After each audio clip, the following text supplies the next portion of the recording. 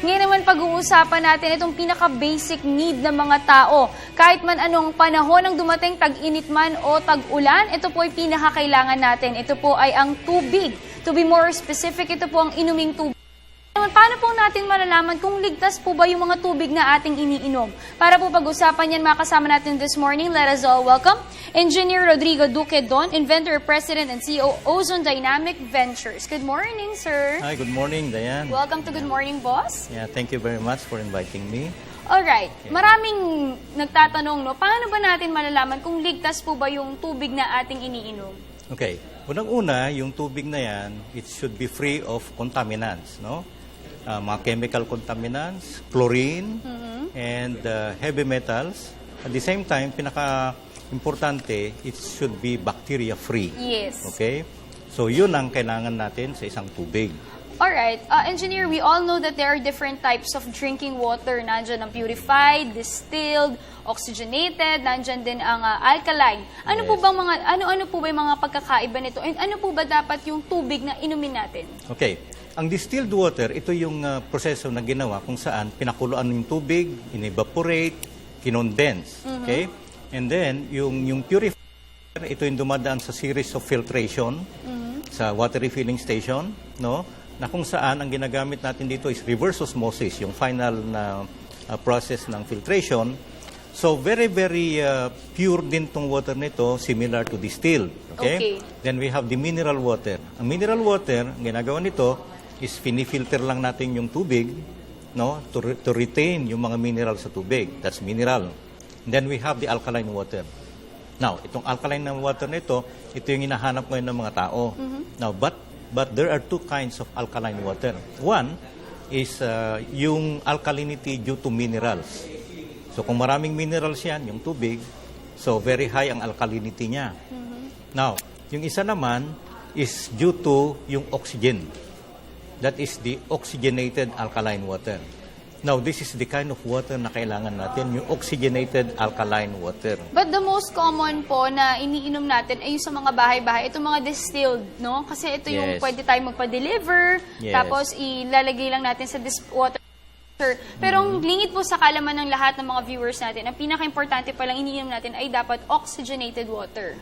Yes, yan ang Bakit maganda. po kailangan natin, mas kailangan at mas importanteng makakainom tayo ng oxygenated water? Okay.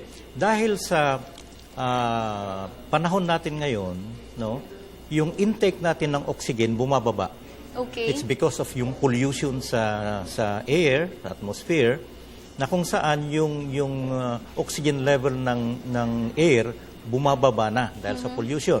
So, kung may kakulangan tayo ng oxygen doon sa loob ng katawan natin, dapat pupunan mo yan by means of yung food intake mo. And one is water. So that's why, very important yung oxygenated water para dito natin yung makukuha yung alternate source natin ng oxygen para mapunan yung kakulangan natin ng oxygen. Alright, when you say oxygenated water, ano po ba yung proseso nito para maging oxygenated ang isang tubig? Okay, dalawang process yan. Yung isang proseso is by means of ionization. Okay. Okay? Yung ionization, madaan yung tubig yan by means of electrolysis. Okay? Yung electrolysis, hinihiwalay mo yung oxygen and hydrogen. So, dinadagdag mo yung oxygen dun sa tubig para tumaas yung oxygen level niya.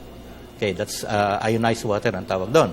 Now, the other one is, pag minix natin yung ozone sa water, yung ozone na yan na na-mix sa water, eventually, bumabalik siya sa standard oxygen. Okay. Okay? So that's why, yung tubig na ito, yung inozonize mo na water, eventually, it becomes oxygenated habang tumatagal. And pinakakailangan ng katawan natin ay maraming oxygen. So that's why we need to drink more oxygenated water. And this morning, papakita natin sa mga viewers natin, bilang inventor po, ito pong inimbento nating alkaline water purifier.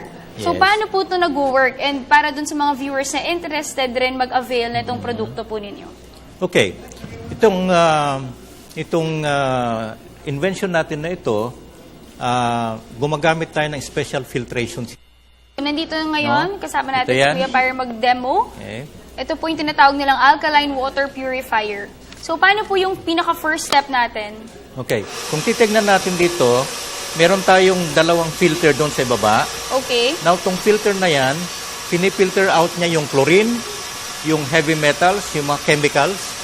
And then, we have yung final filter, no, na pinifilter naman niya yung mga maliliit na sediment, no, yung final microfiltration system, no. And then, pag na-filter mo na yan, dumadaan siya sa ozone sterilization. Yung ozone naman yan, ito pinapatay niya ang lahat ng klaseng bacteria, lahat ng klaseng virus, no. So, pag pinatay mo yon by means of ozone, actually yung ozone na yan, ito ngayon yung bumabalik na oxygen. Okay. Pag napatay na niya yung mga bacteria na yan, no? Ang kagandahan nito, kung titignan natin yung lumalabas sa tubig, this is highly ozonated. Mataas ang ozone concentration.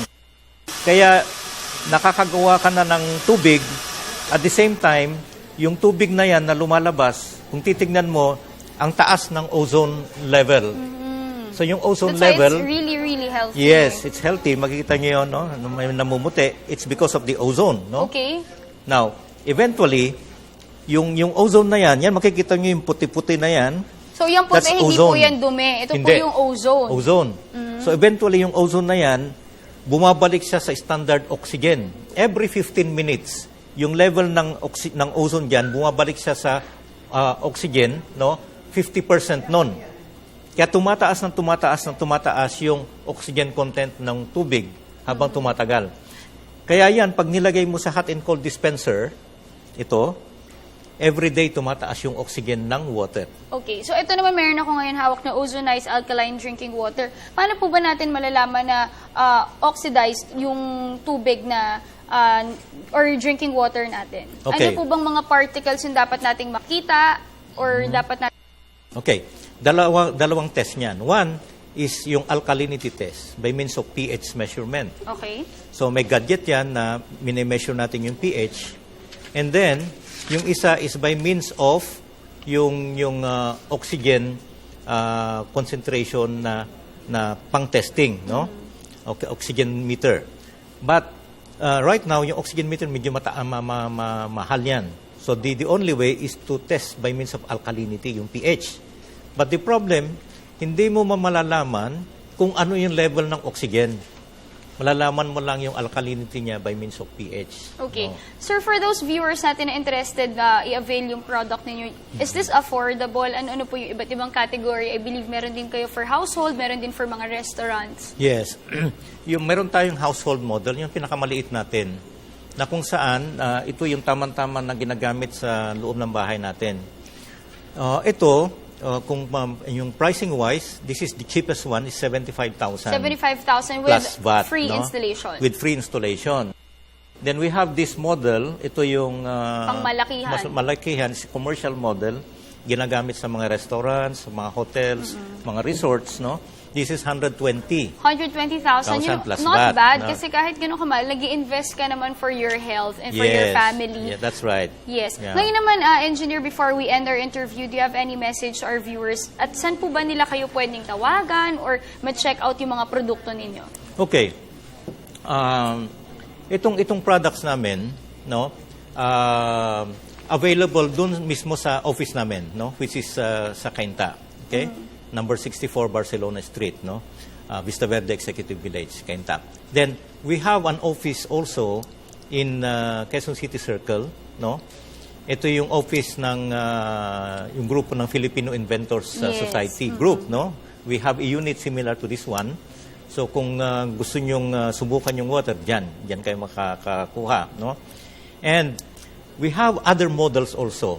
Now ngayon tagbagyo, no? Ang dengue ngayon. Dengue, diarrhea, Diarrhea, food poisoning. no? Food poisoning. Ito yung napaka-bisa, no, as a complementary treatment for dengue, for diarrhea, no, and even arthritis, yung mga nagkaka-arthritis. Kaya ang daming bumibili yan sa circle ng tubig Alright. dahil sa arthritis, no? Okay. And right now, sa Tagbagyo na naman, we have a unit na kung saan it's powered by solar. So kung walang kuryente doon sa Like site pag na mga yan, disasters and calamities, Yes. pwede pa rin tayo makainom ng safe at healthy Safe na and water. drinking water, Alright, yes. so yan, Okay. pwede po natin i-check out yung mga produkto ni Engineer Duque doon po sa Cainta, Vista Verde Village at sa Quezon City Circle. Kung saan dyan po yung mga Pinoy inventors, dyan po nilalagay Yeah. yung mga kanilang products. Yes. Thank you so much for joining us this morning. That was Engineer Rodrigo Duque Don, Inventor, President, and CEO, Ozone Dynamic Ventures. Thank you so you much. very much also, Diane, for this opportunity. Naway napaliwanagan natin ang ating mga viewers kung ano yung dapat na inumin na tubig. Alright.